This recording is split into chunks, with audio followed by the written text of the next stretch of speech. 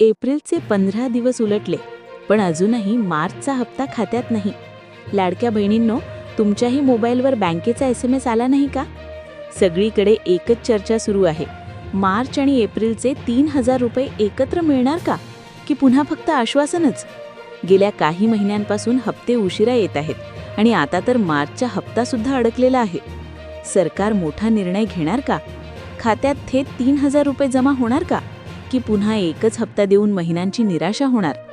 आणखी एक धक्कादायक गोष्ट, KYC मध्ये छोटी चूक असेल तर तुमचे पैसे पूर्णपणे थांबू शकतात. आणि लक्षात ठेवा, 30 एप्रिल ही शेवटची तारीख आहे. तर या व्हिडिओमध्ये आपण जाणून घेणार आहोत मार्चचा हप्ता नेमका कधी येणार, 3,000 रुपये एकत्र मिळण्याची खरी शक्यता काय आहे आणि तुमचे पैसे थांबू नयेत यासाठी लगेच काय करायला हवे.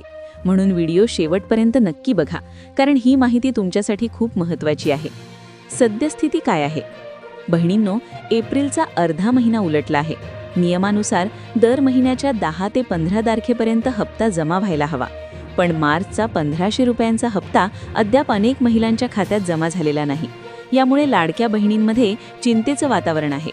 काही ठिकाणी तांत्रिक कारणांमुळे तर काही ठिकाणी पडताळणीमुळे हा विलंब होत असल्याचं समजतंय. 3,000 रुपये एकत्र मिळणार का? आता सर्वात महत्त्वाचा प्रश्न, 3,000 रुपये मिळणार का? बघा, गेल्या काही दिवसांपासून अशी चर्चा आहे की मार्चचा हप्ता उशिरा झाल्यामुळे सरकार आता एप्रिल महिन्याचा हप्तासुद्धा त्यासोबतच जोडणार आहे.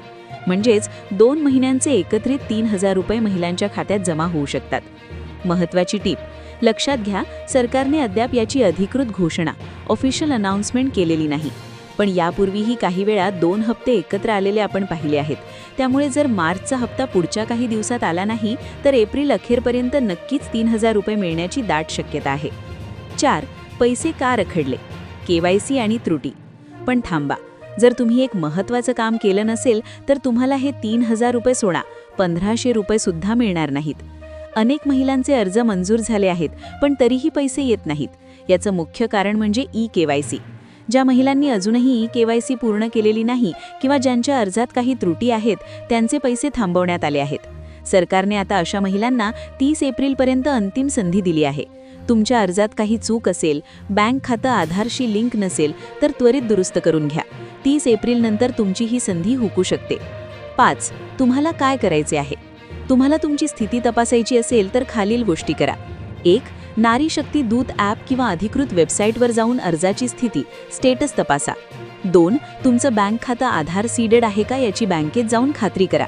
3. जर अर्जात काही दुरुस्ती करायला सांगितली असेल तर ती 30 एप्रिलच्या आत पूर्ण करा. तर बहिणींनो, थोडा संयम ठेवा. सरकार लवकरच याबाबत मोठा निर्णय घेण्याची शक्यता आहे. जशी काही अधिकृत अपडेट येईल तशी मी तुमच्यापर्यंत नक्की पोहोचवेन. तुम्हाला मार्चचा हप्ता मिळाला आहे का? किंवा तुमच्या अर्जात काही समस्या आहे का? आम्हाला कमेंटमध्ये नक्की सांगा, जेणेकरून आम्ही तुम्हाला मदत करू शकू. हा व्हिडिओ आपल्या इतर मैत्रिणींना आणि नातेवाईक महिलांना शेअर करायला विसरू नका. माहिती आवडली असेल तर लाईक करा आणि चॅनलला सबस्क्राईब नक्की करा. धन्यवाद. जय महाराष्ट्र.